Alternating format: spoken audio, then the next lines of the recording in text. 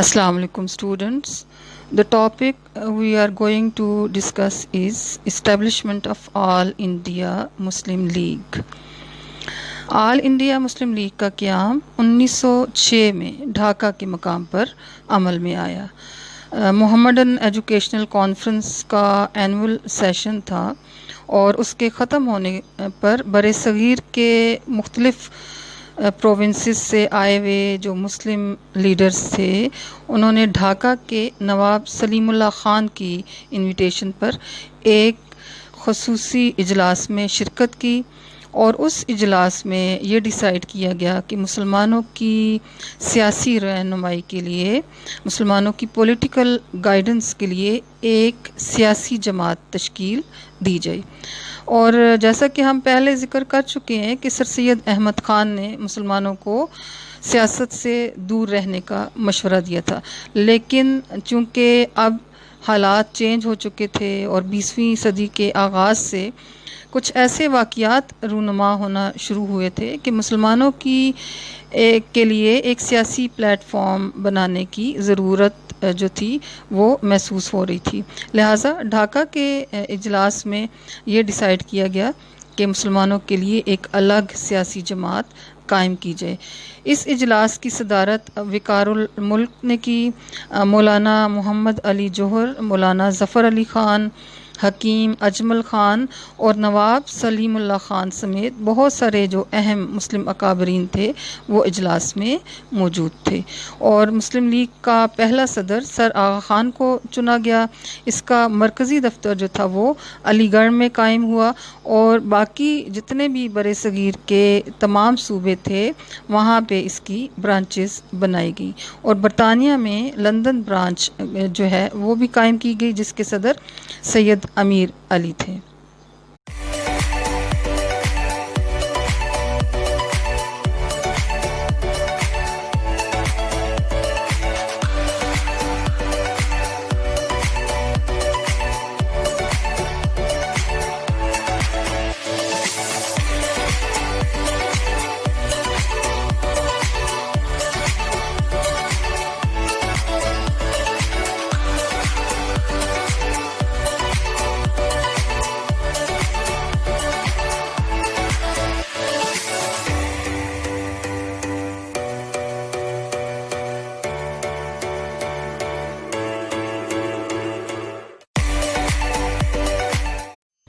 Students, now we will discuss causes of the establishment of All India Muslim League। तो हमने मुस्लिम league के क़याम के वो तमाम असबाब का जायज़ा लेना है जो कि वजह बने मुस्लिम लीग के क़याम की। तो इसकी एक वजह जो थी वो establishment of Indian national Congress थी। इंडियन नेशनल कांग्रेस का क़याम अमल में आ चुका था और initially Indian national Congress claim करती थी कि ये पूरे हिंदुस्तान की वाहिद नुमाइंदा जमात है, लेकिन with the passage of time इसकी तमाम जो की पोजीशंस थी वो एक्सट्रीमिस्ट जो हिंदू लीडर्स थे उन्होंने कैप्चर कर ली। तो इंतहा पसंद और फ़िरका परस्त जो हिंदू थे वो इस पे काबिज़ हो चुके थे और उनकी मौजूदगी में वो मुसलमानों के लिए के हकूक़ का तहफ़्फ़ुज़ जो है वो सेफ़ गार्ड करना, मुसलमानों के राइट्स को वो मुश्किल था। लिहाजा मुसलमानों को अपनी एक अलग सियासी जमात कायम करने की ज़रूरत जो है वो पेश आ रही थी। एक और जो वजह थी मुस्लिम लीग के क़याम की वो कम्युनलिज़म थी, फ़िरका वारियत। और मुसलमानों के ख़िलाफ़ हिंदू जो थे उन्होंने अपनी इंतहा पसंद और मुतशद्दद तहरीकों का आगाज़ कर दिया था। पूरे बरसगीर के मुख्तलिफ़ एरियाज़ में इस तरह की तहरीकें जो थी मुसलमानों के ख़िलाफ़ चलाई जा रही थी। इसमें हिंदू महासभा, संगठन और आर्या समाज जैसी तहरीकों से मुसलमानों के वजूद को ख़तरा था और उनसे ओहदा बराहने के लिए मुसलमानों ने मुस्लिम लीग कायम कर ली। एक और जो वजह थी वो तक़सीम बंगाल की मुखालफत थी। ہندوؤں کی طرف سے۔ 1905 میں بنگال کا جو صوبہ تھا اس کو 2 حصوں میں تقسیم کر دیا گیا۔ اب جو مشرقی بنگال کا نیا صوبہ بنا تھا اس میں مسلمانوں کی اکثریت تھی، اور بنگال کی تقسیم کی ہندوؤں نے شدید مخالفت کی، کیونکہ وہ مسلمانوں کی فلاح کے لیے، ان کی بہبود کے لیے، ان کی ویلفیئر کے لیے اٹھائے جانے والے کسی بھی اقدام کو برداشت نہیں کر سکتے تھے۔ لہٰذا انہوں نے تقسیم بنگال کے خاتمے کے لیے ایک بہت بڑی تحریک شروع کی، اور اس تحریک کی جو سپورٹ تھی وہ انڈین نیشنل کانگریس کا رہی تھی، وہ اس کی بیک پہ تھی۔ تو یہ جو مخالفت تھی یہ بھی مسلمانوں کی سیاسی تنظیم کی تخلیق کا باعث بنی، کیونکہ ان کو اس بات کی ضرورت محسوس ہوئی کہ اگر ان کی اپنی کوئی پولیٹیکل پارٹی ہوتی، ان کی کوئی اپنی سیاسی جماعت ہوتی، تو وہ اس کے پلیٹ فارم سے تقسیم بنگال کا جو فیصلہ تھا اس کو برقرار رکھنے کے لیے جدوجہد کر سکتے تھے مسلمانوں کے حقوق کے تحفظ کے لیے۔ ایک اور جو وجہ تھی آل انڈیا مسلم لیگ کے قیام کی، وہ اردو ہندی تنازع تھا۔ ہندو پورا زور لگا رہے تھے کہ دفاتر میں اردو کی جگہ ہندی زبان کو رائج کیا جائے، اور وہ دیوناگری رسم الخط کو ملک بھر میں رائج کرنے کی کوشش میں لگے ہوئے تھے، اور ان کے پریشر میں آ کے بعض جو انگریز گورنر تھے وہ بھی ان کو سپورٹ کر رہے تھے، اور ایسے میں مسلمانوں نے اردو کے دفاع کے لیے، اردو زبان کے تحفظ کے لیے تحریک چلائی، اور اس تحریک کو اسٹرانگ بنانے کے لیے، مضبوط بنانے کے لیے ان کو ایک پراپر پولیٹیکل پلیٹ فارم کی ضرورت تھی۔ لہٰذا مسلم لیگ قائم کی گئی تاکہ حکومت کو مسلمانوں کے جو مطالبات ہیں یا احساسات ہیں وہ پہنچائے جا سکیں، اور مسلمان اپنی لینگویج اور کلچر کو سیف گارڈ کر سکیں، اپنی زبان اور ثقافت کا تحفظ کر سکیں۔ ایک اور جو وجہ تھی وہ سیاسی اصلاحات کا اعلان تھا۔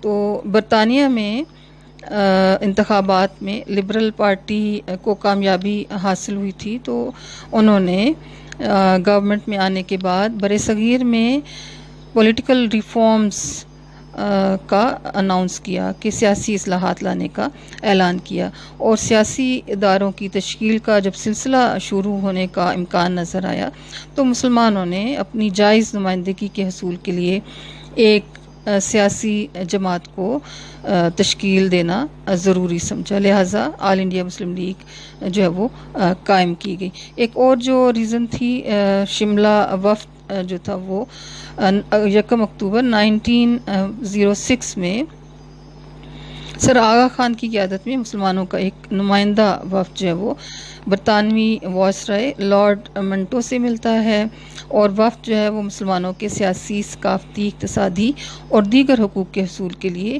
ایک عرضداشت ان کو پیش کرتا ہے۔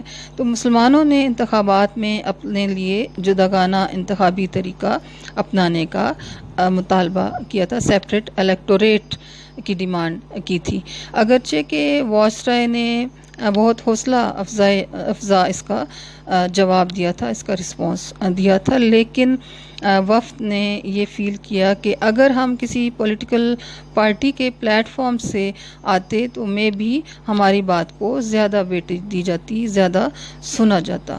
لہٰذا وقت کی ضرورت تھی کہ ایک مسلمانوں کے لیے ایک الگ سیاسی جماعت قائم کی جائے، تشکیل دی جائے، اور پھر اس کے چند ہفتوں بعد ہی آل انڈیا مسلم لیگ جو ہے وہ قائم کر دی جاتی۔ Students, now we will discuss objectives of All India Muslim League۔ Muslim league کیوں قائم کی گئی، مقاصد کیا تھے اس کے، اور تو انیشلی اس کے جسٹ فیو آبجیکٹیوز تھے، فیو آبجیکٹیوز کے ساتھ یہ اسٹیبلش کی گئی تھی۔ تو پہلا جو اس کا مقصد تھا کہ حکومت اور مسلمانوں کے درمیان بہتر تعلقات استوار کرنا، اور مسلمانوں میں وفاداری کے جذبات کو پیدا کرنا، to create an understanding between the government and the Indian Muslims and to promote the feeling of loyalty among them. Second objective جو تھا وہ بر صغیر کی دیگر اقوام اور سیاسی جماعتوں سے اجتماعی بھلائی کے لیے رابطے قائم کرنا تھا، to coordinate with other nations and political parties for general welfare of the people. اور تھرڈ جو آبجیکٹیو تھا وہ مسلم قوم کے حقوق کا تحفظ کرنا اور اس مقصد کے لیے حکومت اور دیگر حلقوں کے ساتھ مل کر کام کرنا، to protect the rights of the Muslim nation and to interact with the government and other agencies for this purpose. تو یہ جو تھے یہ مقاصد تھے آل انڈیا مسلم لیگ کے قیام کے۔ آل انڈیا مسلم لیگ نے سر آغا خان وقار الملک اور بعد ازاں قائد اعظم محمد علی جناح کی قیادت میں حکومت کو مسلمانوں کے تشخص اور حقوق ماننے پہ مجبور کر دیا۔ 1909 میں جداگانہ طریقے انتخاب رائج کر دیا گیا، سیپریٹ الیکٹوریٹ سسٹم جو تھا وہ رائج کر دیا گیا، قانون ساز اسمبلیوں میں مسلمانوں کے لیے سیپریٹ جو نشستیں تھیں، الگ نشستیں وہ حاصل کر لی گئیں، اور دیگر جماعتوں سے بر صغیر کے مستقبل کے بارے میں مذاکرات کیے گئے، اور طویل جدوجہد کے بعد مسلم لیگ اپنی علیحدہ مملکت پاکستان بنانے میں کامیاب ہوگی، الحمدللہ۔